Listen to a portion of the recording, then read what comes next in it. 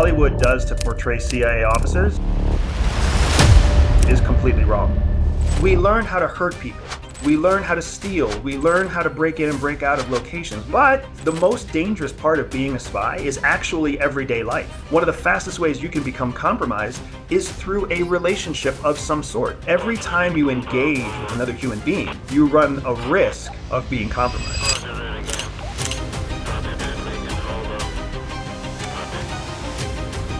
This is Andrew Bustamante, former covert CIA intelligence officer and U.S. Air Force combat veteran. The place where it all kind of came apart for me was when, from that point, the walls of Jericho started falling down.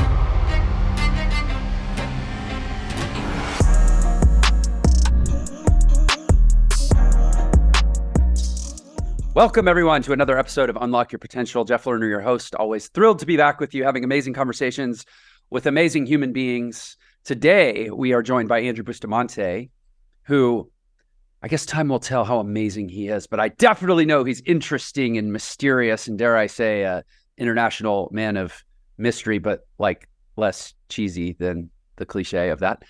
He's a former CIA officer, runs a program called Everyday Spy, program called Spy Hacks, former covert CIA intelligence officer who's also married to a former CIA intelligence officer, which is probably his most challenging assignment ever.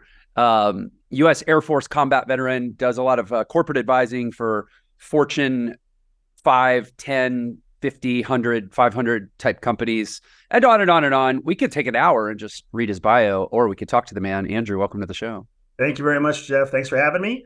And I appreciate your whole time will tell whether or not we're amazing. I feel like that's the thing that we all have to keep in mind. We all have to stay humble because you never know what time and what history will say about you. Well, I've been listening. I've been doing my homework, listening to interviews about what do they call it? Tradecraft.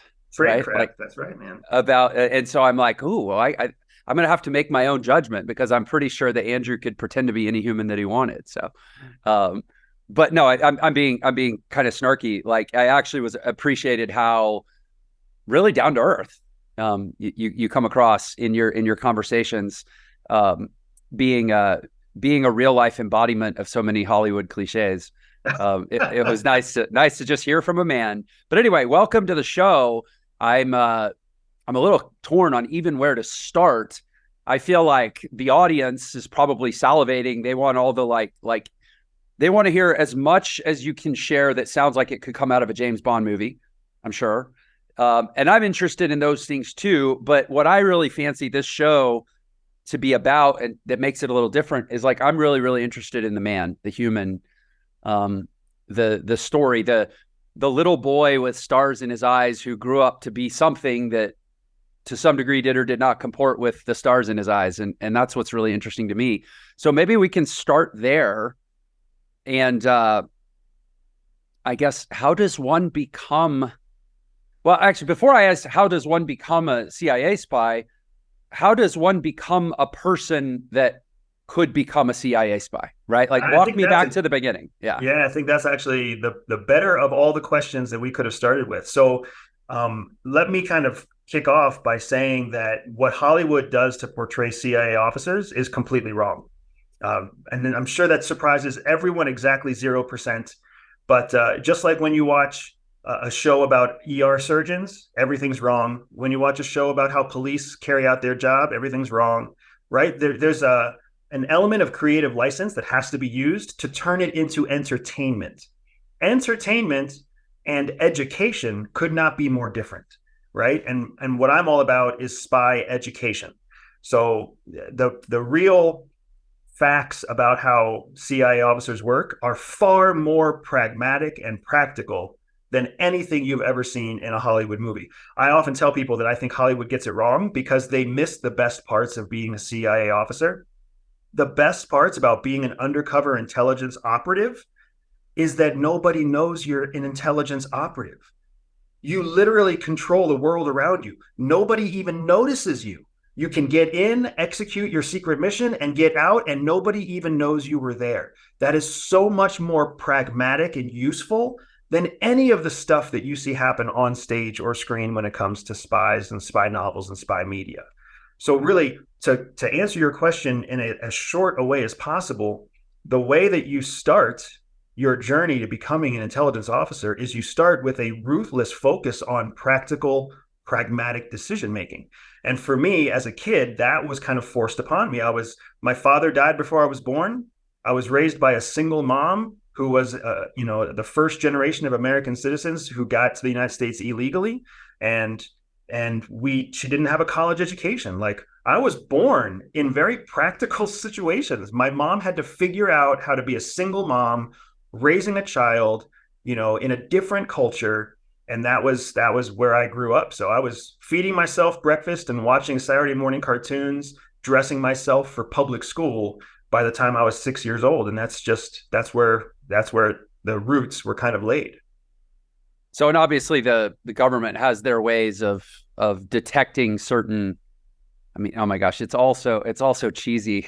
I'm picturing Liam Neeson in Taken saying, "I have a very specific set of personality traits," or whatever he says. But there's some way that the government can like identify character traits or aptitudes or something, and then I assume they have a filtering mechanism. Which anyway, we'll get into that. But actually, I wanna. We may jump around here.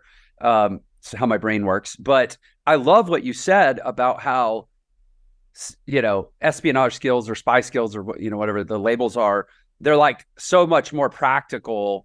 Like in the movies, it's like, well, I know how to, evade at high speed car chases, or I know how to use these like crazy technical gadgets to turn my pen into a boomerang or like whatever. But you're like, no, it's actually like a lot more sort of like almost pedestrian, the things that actually, because like using a pen as a boomerang isn't a very good way to stay undercover, but like preparing local cuisine in a way that looks like you've done it a million times, that is actually more useful than like the glamorous stuff, right?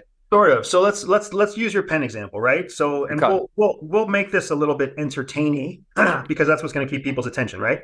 There are essentially 5 places on the human body where you can stab somebody with a pedestrian pen and they will die within 30 seconds to 2 minutes, right? So, and we are trained in what those 5 spots are, and we are trained on how to use them. We're even trained on how to identify the right kind of pen to use, right? Whether you use something like a Bic pen that you can buy in a set of 25, that is a different kind of plastic, a different kind of tensile strength than a tactical pen or a steel pen or a metal pen that you might buy from a retail outlet, in the survival space or tactical space.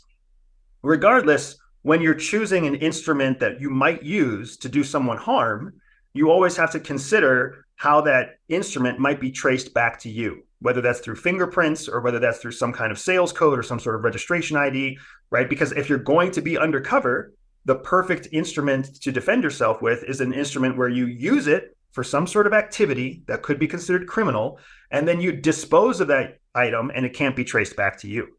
So, Bic pen number 25 in the box of 50 is the perfect kind of tool, where registration number 24612, tactical pen that was purchased in this specific shop in this specific city on this specific date, is less ideal. But here's the practical piece of it. Why the hell would you teach someone how to kill another person with a pen without first teaching them everything else about how to avoid the situation where they might have to kill somebody with a pen? And that's what people don't understand, and that's what media gets wrong. Liam Neeson has a very specific set of skills in the movie Taken. Yes, it's a fantastic line. It's super entertaining. But what's even more interesting and even more valuable is that he has dozens of other less specific skills that he was trained to use so that he never had to turn to that last set of specific skills. So we learn how to hurt people. We learn how to steal. We learn how to break in and break out of locations. We learn all of those skills only after we first learn how to master the skills that make it so we shouldn't ever have to use those final sets of skills, right? Those are all the just-in-case skills. If you're really good at what you do, if you're a really good covert undercover operative, you will never have to pull a gun. You will never have to hurt a person. You will never have to steal by breaking and entering, because you will have been so skilled in the other techniques that the people literally open their doors to you. They give you the thing that you want. They forget that you're even there. That's how you really master the practical set of espionage skills. So to sort of skip to the, not the ending, but like the present, you're obviously now, you're no longer in the CIA. You have a platform called Everyday Spy. You're, as I understand it, you're really trying to download a lot of the more the especially practical side of these skills and share them and educate I don't know, what do you call it, civilians, right? You just educate the rest of the world about the stuff. Yeah, most people, it's not terribly useful to know how to kill a person with a big pen, but it's incredibly useful to know how to navigate relationships and maintain calm and be emotionally regulated and be a good negotiator and control other people's perception. And I mean, that's the concept of Everyday Spy, is that like spy skills are great for everyday people too, right? Exactly right. And here's why, because the most dangerous part of being a spy is actually everyday life. Because there's things that you don't even think about, right, Jeff?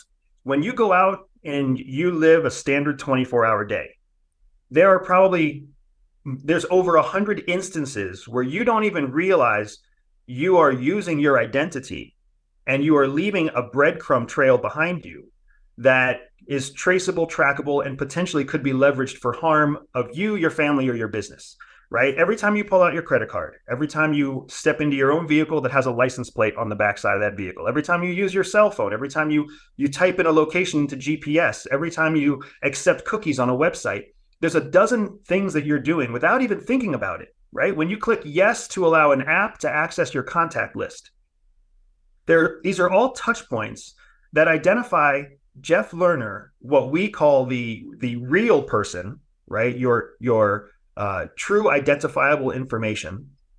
They connect you with a larger organization or a larger group, a larger organism that can potentially be reverse engineered to do you harm. When you are an undercover operative, the identity that you adopt is not your real identity.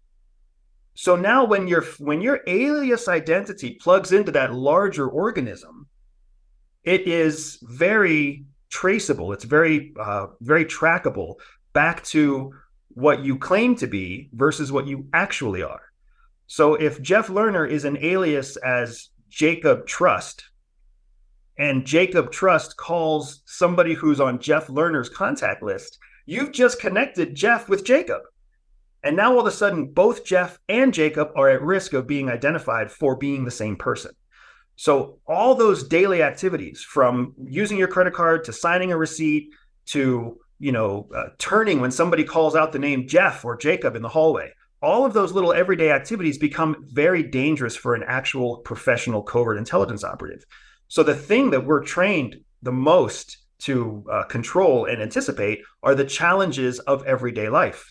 How to maintain control in a relationship so that somebody doesn't take control of you through a relationship, whether that's a sales relationship, a personal relationship, whether that's a professional relationship, because one of the ways that you can be compromised, whether it's compromising secrets, compromising information, or simply sacrificing your own energy, time, and money, one of the fastest ways you can become compromised is through a relationship of some sort, whether it's a relationship because somebody else is picking your kids up from school and you trust them to pick up your kids, or whether it's a relationship because you're paying somebody X number of dollars and you signed a contract.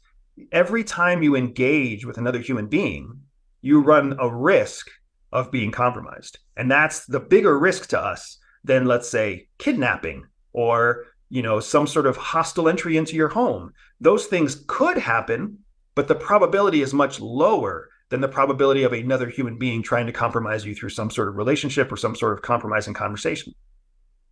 So it seems like, yeah, it's interesting. Like the number one, forgive me, that's the marketer in me. I'm always trying to turn things into a claim, like the number one skill, all right, like the top 3 must-haves.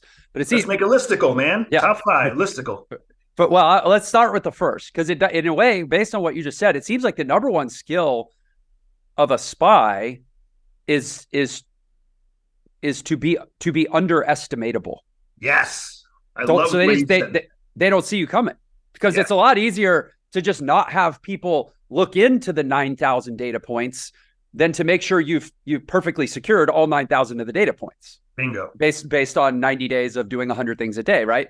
And so that, I mean, I'm thinking like Sun Tzu Art of War, like to be underestimatable, like to have them not see you coming.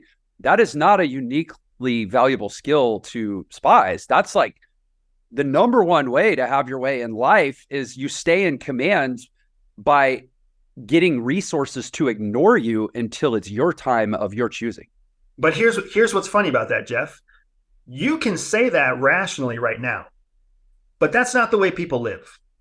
Right. People don't live by that truth because culturally we've been conditioned to believe that we have to demand attention at all times. Yeah. We have to be noteworthy. We have to be interesting. We have to be front and center, right? And you've got all these sayings that back it up, right? The greasy wheel is the one that gets the squeaky wheel gets the grease, right? Like you've got all these ideas that are permeating through our culture that tell us you have to constantly be noteworthy and relevant or else you are irrelevant. It's what we believe is the absolute antithesis of what is accurate and true, but it's also the antithesis of what we will land on using our own logical, rational thought process. Because you and I both get it, and everybody listening gets it too. Somehow they simultaneously understand that the real power in life comes from being anonymous. But we're doing everything in our power to not be anonymous day to day. We're trying to get our boss's attention. We're trying to post our life on social media. We're trying to get likes and friend requests and thumbs ups. We want to make other people happy. We're doing the opposite of what we already know we should be doing. A big part of what spies are trained to do is simply understand the rational, logical side of how human beings think, and then use the fact that they don't abuse or manipulate the fact that human beings don't use their rational brain. They use their emotional brain to make decisions that they then later rationalize. Yeah, it's ironic, two guys here that are, internet personalities at some level, right? And talking about the power of anonymity. But I think it's like, I'm a former professional jazz musician. And so I think for me, where I developed this keen sense of, call it dichotomy, is like as a jazz musician or any type of performing artist, you have a certain relatively small period, like windows of your life, like maybe a 4-hour gig on a Friday night, where it's all about being highly visible in your craft. But the 95% in music, we call it woodshedding. You go lock yourself in a 8x8 practice room, windowless box, and you just spend hours in there doing work that nobody ever sees. And that's when your craft is forged. And so, now I say, let's say to kind of map that analogy to the modern success model, where it's all like hyper visual and hyperbolic, like exaggerated and graphically intensified via social media. I think for young people, or not young people, but people that are young in their success journey, let's say, people that are like, I want to make a change and I'm not where I want to be. They go to these mediums and they see this image, and there's a tendency, it's kind of like the spy thing, right? Like if we think that being a spy consists of the very tiny percentage that gets dramatized in movies, we think that being successful consists of the very tiny percentage that gets dramatized through social media. But it's the 95% in the woodshed, or to your point, in micromanaging the 100 different touch points a day to not be detected, or for the average person to be underestimated because, maybe they see you as like a funny guy that can crack a joke, but they don't also realize that you're like a brilliant practitioner of a highly technical skill. And the one guy that does realize that you have that ability is the person that can give you a 7-figure a year consulting job or something. Like it's managing optics and relationships is like the key to life. It is. It's for sure. It's the key to success. Yeah. Whether or not you want to say it's the key to life, it is absolutely the key to success. And I love that you used 2 words. I love that you talked about woodshedding, and I love that you talked about your trade, because I want to take this back to the very beginning of our conversation where you talked about how you were learning about tradecraft, right? Tradecraft is the terminology that CIA officers and undercover operatives around the world use to describe the craft of espionage. And espionage is really, the term espionage really just means the illegal stealing of secrets. That is what espionage is. In no place in the world is espionage legal. The only reason that CIA operatives can live and operate in the United States conducting espionage is because of a very specific carve-out in U.S. law that makes it so that trained government agents supporting national security priorities can execute espionage around the world on behalf of the United States. That doesn't mean that when you conduct espionage on behalf of the United States in whatever, name the country, Turkey, Canada, whatever, China, that doesn't mean that you're safe from their legal system, Right. but you are safe from the American legal system, whereas American corporations conducting espionage are not safe, right? So espionage is the craft of stealing secrets. The trade that we are in is a trade of national security. So our woodshed, where we practice our craft, just like you as a jazz musician practiced your craft in a box with no windows, we also practice our craft in a box with no windows. But the thing that we're practicing is really about how to manage and manipulate social relationships and our own ways of thinking so that when we are in the field performing, we don't make mistakes. Just like when you're on stage performing, you don't want to make mistakes. The thing that I discovered in 2017 when I was, building this concept of Everyday Spy, the thing I discovered is that when you lock yourself into a woodshed to practice and you only come out for performances, the people who appreciate you only appreciate the performance. They don't appreciate the work that you had to do to make the performance happen. So when I launched Everyday Spy in 2019, I made a commitment to open not my stage, but to open my woodshed. Yeah. So the reason I think that I've had the success I've had, and I have no idea where my success is going or how great it will be or if it's all going to collapse tomorrow. What I've done is I've just opened my woodshed. So when you go to my YouTube channel, when you listen to my podcast, when you look at my website, when you Google my name, you see all sorts of horrible mistakes, bad pictures, typos. You see all the crap that happens in the woodshed. Yeah. And then you also see those moments on stage where my performance went well. And what I did is I wanted to share that with everybody to show that I may fail or I may succeed, but either way, I'm going to open it up for everyone to see it happen. And for me, that has been the mission to continue moving forward. I'm so transparent about my successes and failures that I'm hoping it's a breath of fresh air in comparison to what we see in media, which is just the highlight reel of everybody else's life. So, yeah, I appreciate that. And I definitely detect that in looking at your content. And I will say I try to, I sort of in my own way, try to be the same for people pursuing entrepreneurial success. I mean, I write in my book, I failed at 11 businesses. I ended up $500,000 in debt and evicted and divorced and depressed and whatever, but it's, for better or for worse, here I am. And that's the life.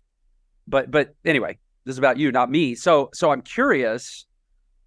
One of the moments I listened to your interview with Lex Fridman, and I liked when you guys got into talking about the difference between you were talking about method acting, call it spy acting or spy non-acting, as the case may be. There's like a different way to kind of get there. And then he was talking about authenticity and kind of the unified integrated life that isn't,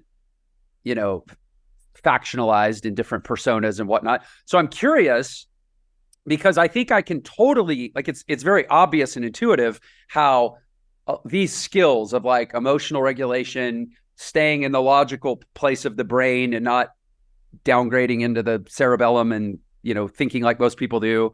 And certainly social intelligence, managing relationships, maintaining control through communication, conversational technique, like all of that, it's extremely obvious how that would benefit a person in life.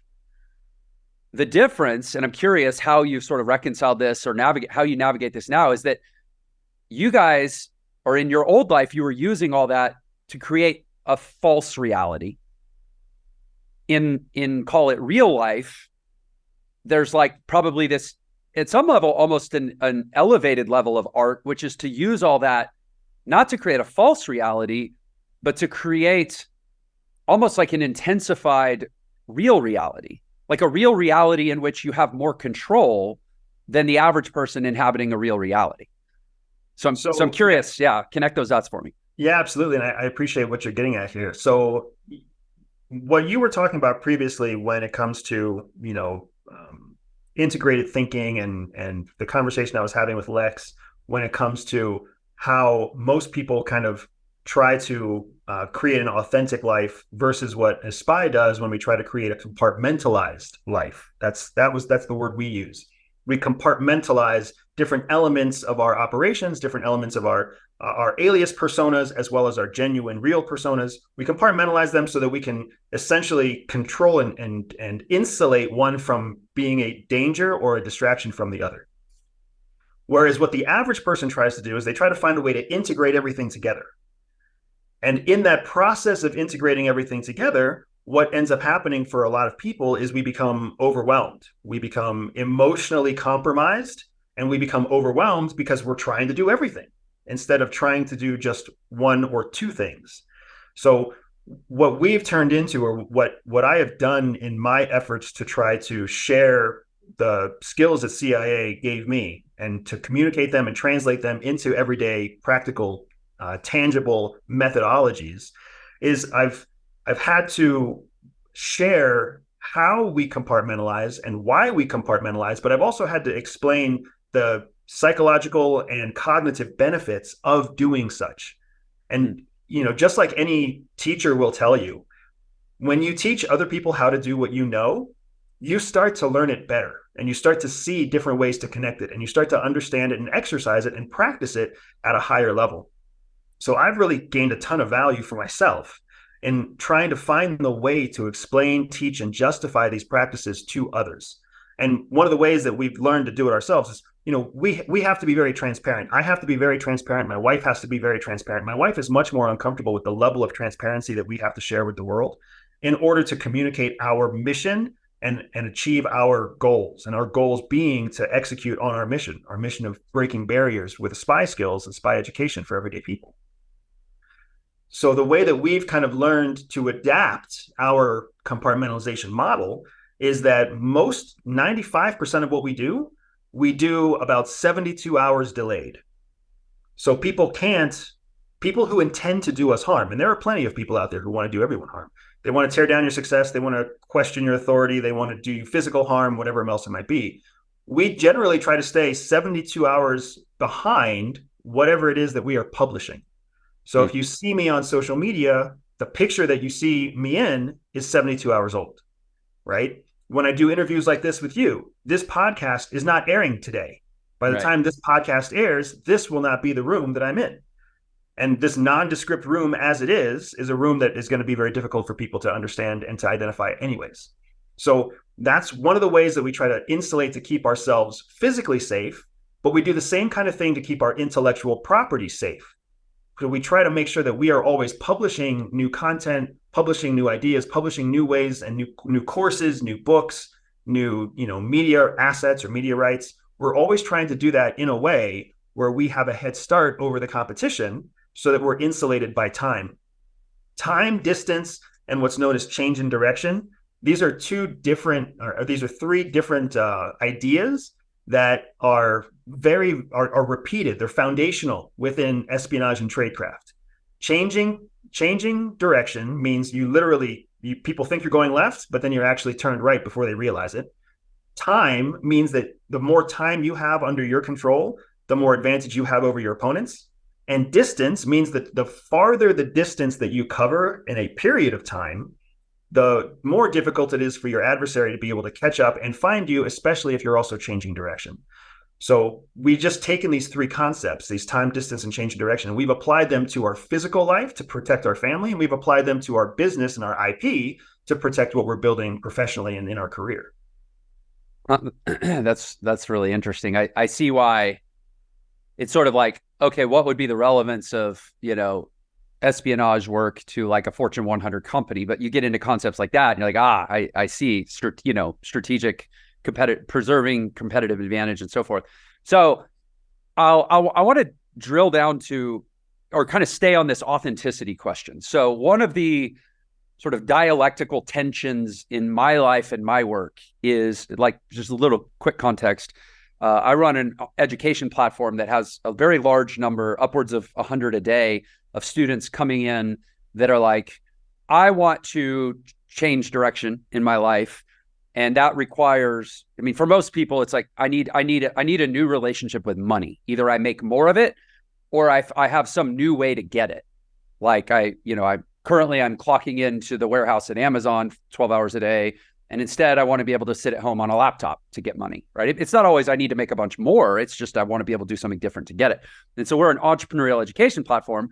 But what I think our unique vantage point on that, it makes us different from the rest of the online business education in the world, is like, you come into our world and immediately we say, it's not about the business. It's not about the skills. It's not about the marketing. It's not about the sales funnels. It's about the person. It's about you. And it's really a personal development approach to different professional and personal and physical. We call those the 3 Ps, outcomes. And so I say all that, that's just a little bit of context. One of the main concepts that we hone in on for people, the term I use is a success character, which you could almost think of it as like the Freudian ego ideal, right? It's like this projected visualization of self based on all my idealized qualities. It's the version of me. It's like Clark Kent visualizing himself as Superman, right? It's the version of me that is most likely to actually go out into the world and accomplish my goals and realize my dreams and be the best provider for my family and be the best husband or wife for my spouse or whatever. And so then how to create a state of mind, almost like that you can step into, again, like the Superman, like Clark Kent stepping into the phone booth, where every day, as you kind of put your armor on to go out into the world and make your dreams come true, it's that version of you that's showing up. And so the dialectical tension is like, you don't want that version of you to be someone that you're not. You want that version of you to be an intensification of the best of what you truly are and a diminution of your weaknesses, let's say, right? So it's still Jeff. For me, it's still Jeff. It's just like this optimized version of Jeff that can go do the thing. And so you see the concept. So it's like, how could we use what spies learn to do to become someone else? How could we use to become the best of what we truly are? So we sort of reconcile that tension that Lex was pointing out. Hey there, real quick. I just wanted to let you know, I have been concentrating a lot lately on providing tons of value to my text message community. This could be random thoughts. This could be letting you be the first to know about an event I'm planning or a special I'm running or a free training I'm hosting. Anyway, just shoot me a text to get subscribed. The number is 702-996-3926. Thanks so much. Let's get back to the podcast. So there's two ways that immediately jump to mind. And I really like this concept that you have of essentially creating a target persona. That's how I would translate what you're talking about, right? So another thing that media gets wrong, when spies don an alias, the alias is really only between 5 and 10% different than who you really are. It's a small change. And there's all sorts of tradecraft reasons why we only make a small change. But the bottom line is, you're not transforming yourself 80%. You're not becoming a completely different person. You're not turning 180 degrees and going in the opposite direction of who you really are. You're really only changing about 7, 8, 10% of what your true life persona actually is. So if I myself am a middle manager at CIA with 12 years of experience and 2 college degrees, then when I don an alias, guess what I'm probably going to be? A mid-level manager with 2 degrees who's have 12 years of experience on the job. I just might change the name of the job. I might go from being Andrew Bustamante to being, Antonio Joseph, something like that, right? I'm going to keep at least one of my initials so that, whenever I write my initial, whenever I have to write my signature, even if I make a mistake and I start signing my true name, I can quickly correct that mistake. You're always building in a room for what we call predictable error. There's always going to be predictable error. So what you want to do is build your operation to make space for predictable error. So when I hear you talk about coaching and driving and guiding and teaching people to step into a persona, the first thing I would say is if they think they have to change most of who they are, think again, because professionally, what the most elite operatives in the world do is we only change 10%, right? At most. And the less that you can change, the better off you are, because it gives you all the advantages of who you are and all of your real experience, your real knowledge, your real network, your real memories. You can call upon all of those when you keep things close to true. When you change everything, all of a sudden you have to ignore your memories, ignore your experience, because it doesn't make any sense for someone who's been a painter in Italy for the last 25 years. It makes no sense when that person starts telling a story about how they were in New York for New Year's Eve 2 years ago. They have to find a way to explain why they were in New York, but they haven't been out of Italy for the last 25 years. So, stepping to that persona means knowing that, taking the majority of who you are with you and using it to your advantage. The second thing that we do in intelligence is we always recognize that if you're focused on where you're going, you're only focused on half of what you need to know. Consider a person who's trying to navigate through the forest, right? They have a compass and they know where they are because of the compass. They know what direction they're going. They know where they want to go, but there's still a third piece that they need in order to achieve their true destination. They have to also know where they started, because to get where you're going, you have to know where you started from, and you have to know where you currently are. If any of those three pieces are missing, the chances of you getting lost are much, much higher, right? If anybody's been a Boy Scout, or if anybody's been, in a position where they've had to use land navigation, when you're literally just using a compass and a destination, that's called dead reckoning. And dead reckoning is prone to massive errors and huge, losses of time and energy and effort, because you're kind of going in like a fishtail towards your direction. Whereas when you know your start point and you know your end point and you know where you are, you have a straight line. It's the most efficient way of getting to where you're going. So one of the things that we constantly do in espionage is we refer back to where we started as children, where we started as students, where we started in our intelligence profession. And we always measure our success against where we started. Don't measure your success against where you're going, because guess what? Where you're going changes. It changes with technology. It changes with age. It changes with life experience. And especially in intelligence operations, when policymakers dictate what your intelligence priorities are, you might spend 2 years chasing an Iranian nuclear scientist only to find out that now the United States isn't interested in that. They're interested in some new terrorist group that's causing, that's wreaking havoc in Iraq. And now you have to change. So if you're measuring your success against what you've been pursuing for the last 2 years, you will feel like a failure. What you need to do is measure your success against where you started from before you can actually see your progress. Very similar to being on a race course. If you're racing a marathon, if you're racing a 3-mile turkey trot, if you only measure where you are against the finish line, you're always going to be depressed. But if you measure where you are against where you started, you see real gains and real accomplishments. Hence Tony Robbins' proverbial statement that progress is happiness. So this is really interesting. So first of all, I love the idea of it doesn't take much to be a different enough variation. And I'll go ahead and throw out that I think we're only 1% different genetically than chimpanzees. Like, it really doesn't take much. But that's awesome. I remember when I was in college and I wanted to take a foreign language and I spoke English and Spanish, and they said, "Oh, you should take Italian or French because they're the most like the combination of English and Spanish." Whereas if you go take Russian, it's like a whole lot more you got to remember and learn new stuff, and you're more apt to make mistakes, right? But for mapping this, and I'm thinking with the audience in mind, so many of the listeners to the show, they're here to unlock their potential vis-a-vis an entrepreneurial pivot in their lives. A lot of the audience comes from Entre, my education platform. And so if you're like listening to this, I think that the paradigm that I'm seeing in my mind is how to map this to this creation of this version of yourself, because most of the audience here is not going to go become a professional spy. but they are trying to go become a professionally expanded version of self via making more money, making a bigger impact, leading a movement, building a business, whatever. And so I feel like thank you. I feel like these concepts map really well. Change as little as possible. So, and that speaks to the idea that you want this version of yourself to be the true version of yourself. You're not trying to create someone different. And most people, if you do like a character trait analysis, there's usually only a few things.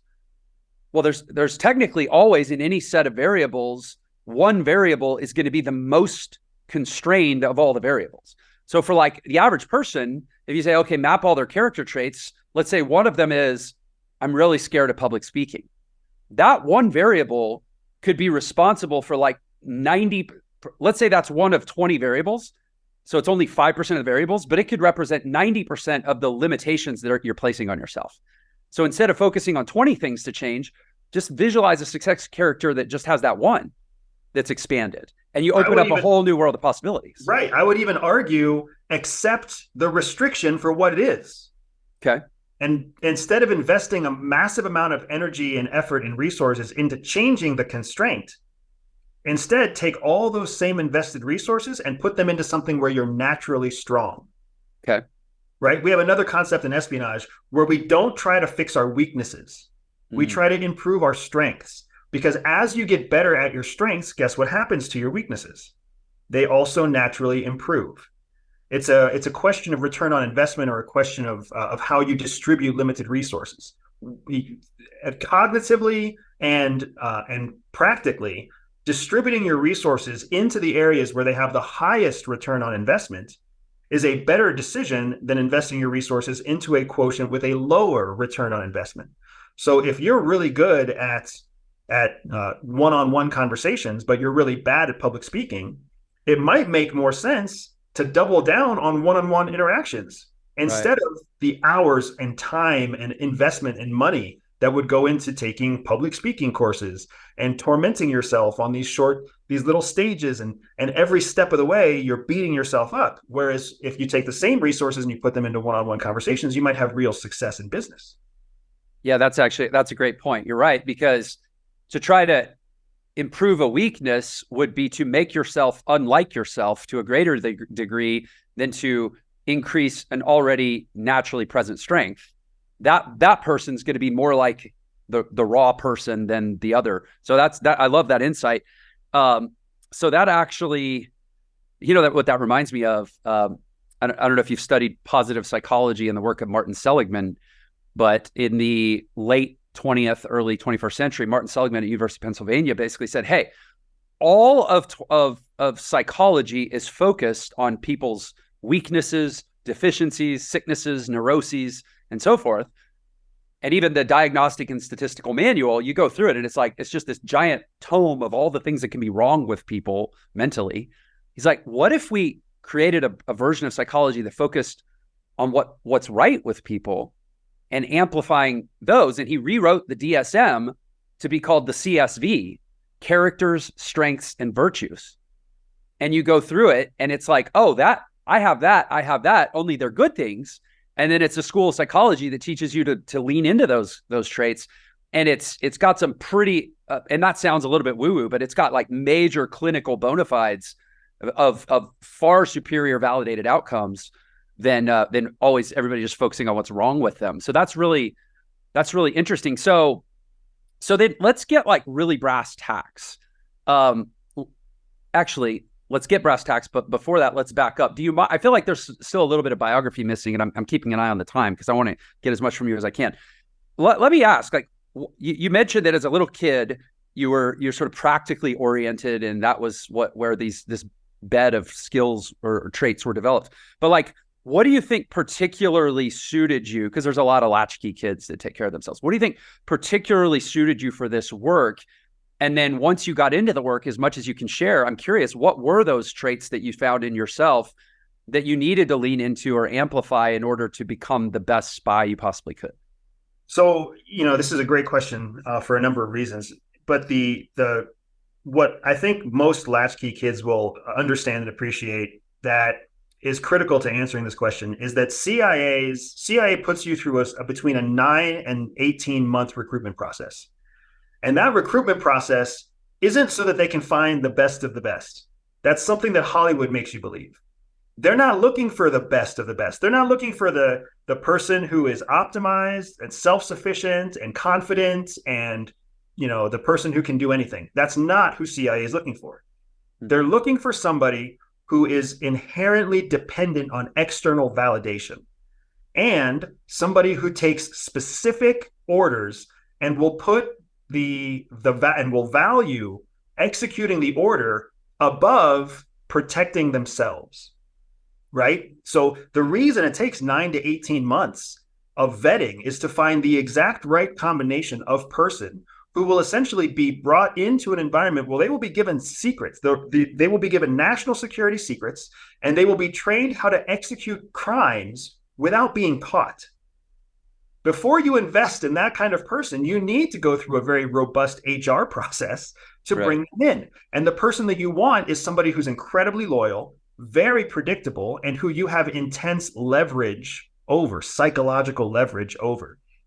And that's where the external validation piece comes in, that they're used to essentially being controlled by someone or something else. They need it. They want it. They seek it out, right? And that's what happened to me as a child and growing up as a teenager. I mean, every decision I made was a decision made through the lens of, would mom and dad approve, right? My mother and my stepfather, would they approve? Would grandma approve? Does it make me look good to girls? Does it make me look good to my teachers? Will my principal support me? That was how all of my decisions were made. And I had great success making decisions through those lenses, just like I'm guessing most of the people that probably listen to you, right? We have had success doing what other people tell us to do. And because every time you have success doing what you're told, it conditions you to double down and believe that you should do what you're told. The people who grow up independent, the people who truly grow up as like rogues, they've had the opposite experience, where when they do what they're told, they get hurt. So then they start rebelling against doing what they're told. The rest of us feel like we want to rebel, but ultimately we do what we're told to do. So that's how CIA finds us. And once they bring us into that institution, now they have recruited the most conditioned, controllable population possible. And then they start to train us and indoctrinate us into more of that control.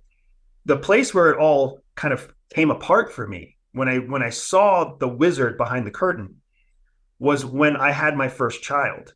My wife and I found out that we were pregnant. We were on a mission together, undercover, operating overseas, and we were pregnant. And my wife was an amazing officer. She's still an amazing woman, but she came out with her pregnancy test crying. And she was crying because she was telling me, like, this is such an inconvenient time, right? We're doing such important work. What if they take us off the mission? What if we lose the opportunity to execute this, this objective? She was so focused on what we were losing without recognizing what we were gaining. And in being the third person, being the person not carrying the child, being the person not holding the pregnancy test, it all dawned on me instantaneously. And I was like, oh my gosh, we are literally putting national security and our jobs ahead of this life that we get the privilege to raise. So that was the beginning of the end for me. From that point, the walls of Jericho started falling down, and I started seeing it for what it really was. I was able to introduce my wife to the thought process, and she started to see it for what it really was. And CIA kept taking certain actions with us that further showed us that our theory was true. So when we decided to leave CIA in 2014, a big part of that was because we realized that we had a choice to control our own outcomes using the skills that CIA had given us, rather than believing that CIA was thinking in our best interests, because they weren't. We were specifically recruited so that our organization could make us do things that were not in our best interest. So it's interesting. You answered the question that I thought to ask, but didn't, when you initially set up what they're looking for, their recruiting parameters. I thought, so if I'm hearing you right, The question was something to the effect of, it sounds like there's a point at which a human could be sufficiently healed and psychologically well adjusted that they were no longer fit for service. Correct. And it makes perfect sense that a moment that could, change can happen in a moment. Often it takes a lot of time, but having your first child, that's the kind of road to Damascus awakening thing that can happen to a person that, and like you said, it made you like unfit for service because no longer were you willing to be, in psychology, they call it an external locus of control. Your locus of control moved inward into your family unit at that point. That's correct. So interesting. And I'm curious, do you feel like what you just said, you said that specifically around being recruited into the CIA for covert operations, but it feels like what you're saying probably is relatively true across being fit for government service of any type. I mean, the government relies on people that are kind of like you described. Companies, man, this is the thing. This applies across the board to government or public or private sector jobs, right? If you're a salesperson, guess what your company wants you to do? They want you to sell. Do they really care if your mother is dying of cancer? No. They gave you a decent health plan and they gave you certain benefits so that to you, it seems like they're taking care of you when you have this challenge in your life. But they'll only take care of you as long as you keep selling. Right. If you're a program manager, the same thing applies. If you're a warehouse technician, the same thing applies. Your company does not care about you as much as you care about yourself. Their whole job is to create a benefits package and a salary package and give you the kind of quality of life in the business that makes you always second guess whether or not you should leave that job. And that restricts your freedom in a way that entrepreneurialism does not. Because when you are an entrepreneur, you have control over your life. You want to step away from the business for 7, 12, 15, 31, 85 days? You can. You want to focus on your mother and her dying weeks? You can. You want to take care of your wife in the first few months after she has a child? You can. And you don't have to ask anyone permission, right? That is the internal locus of control that you're talking about, Jeff. And that is what I have seen is life-changing about stepping away from an organization that is not serving your best interests and creating an organization that does. Well, I'd like to thank you for saying what you just said. This message is proudly brought to you by Entre Institute, where Andrew Bustamante has just given one of the best statements I've ever heard of why people should embrace entrepreneurialism. Is there an inherent contradiction over time in the workings of the CIA? And I would, well, let's just focus on that, where by teaching you how these skills that allow you to control relationships, in effect, they're giving you the ability to retake control in your life. Do those skills end up forcing their own turnover as spies wake up one day and go, wait, I can control relationships. I should control my relationship with my employer. And given that they're trying to control me, that doesn't work anymore. I'm going to go into the private sector. Unfortunately, it does not, because unless you have that watershed moment, and everybody's watershed moment is different. For me, it was my first child, and that goes back to the fact that I grew up fatherless, right? So when I had the chance to become a father, watershed moment for me. So for the vast majority of CIA officers, those watershed moments, either they come and they're not taken advantage of, or they never come. And you see that in the attrition rate that happens generally at CIA. They have a very low attrition rate traditionally. What CIA has been struggling with for the last 5 years is that their attrition rate has spiked because the modern day generation of adult has much more ambition and much less patience and much less loyalty to an organization than what used to exist. And that's something that's affecting companies, worldwide or nationwide right now. So you are correct that there should be a moment where you wake up and realize all the ways I'm being manipulated are things that I can do in return. I can take control over my boss, just like my boss is trying to control me. That is a big part of what Everyday Spy is there to do, teach people how to turn that storyline around. But it still takes the individual to have that watershed moment and to invest in their own time, resources, and energy to learn those skills. So based on my commitment to you to get us out of here pretty close to on time, I'm going to suppress my desire to ask you 800 more questions and use that opening of, you said that's what Everyday Spy does. So talk to us a little bit more. about your business, about your work, about what the audience can go get and learn from you and how to find you. Absolutely. I mean, I appreciate that. My mission with my business is very simple. I want to use SPY education to break barriers for everyone willing to learn. That's it. If you're not willing to learn, or if you don't want to use SPY education to break your barrier, that's fine. If you don't even think you have a barrier to break, then you're not part of my target audience, right? I am trying to serve the people I can serve at the highest level. So if you want to learn more about how we do that, you can visit my website, everydayspy.com. You can listen to any one of our podcast channel mediums. We have a podcast on YouTube. We have a podcast on all of your favorite audio podcast platforms. And then, of course, you can follow me on social media at Everyday Spy. In any direction you go, we're going to feed you to the maximum ability that we can and give you the skills that you need to break those barriers of success. Man, that sounds so cool and interesting. I will be digging deeper into it myself. Okay, folks, that's it. Our time with Andrew is up. Andrew, thanks for being a guest, man. This has been a lot of fun. My pleasure, Jeff, and I'll come back anytime, man. It was a pleasure talking to you. I appreciate that. And of course, to all you viewers and listeners out there, what I tell you every time, you're the best part of this show. Even when Andrew's on, you're the best part of this show. You're why I do what I do every single day. And I'm so glad we got this time together. Catch you next time. If you loved that episode, then you're definitely going to love this one. Check it out. Everyone that's listening has experienced trauma. The biggest trap I think that we've created for ourselves is the connection of trauma to a big life event. And the common thread that I found is a perceived loss of control.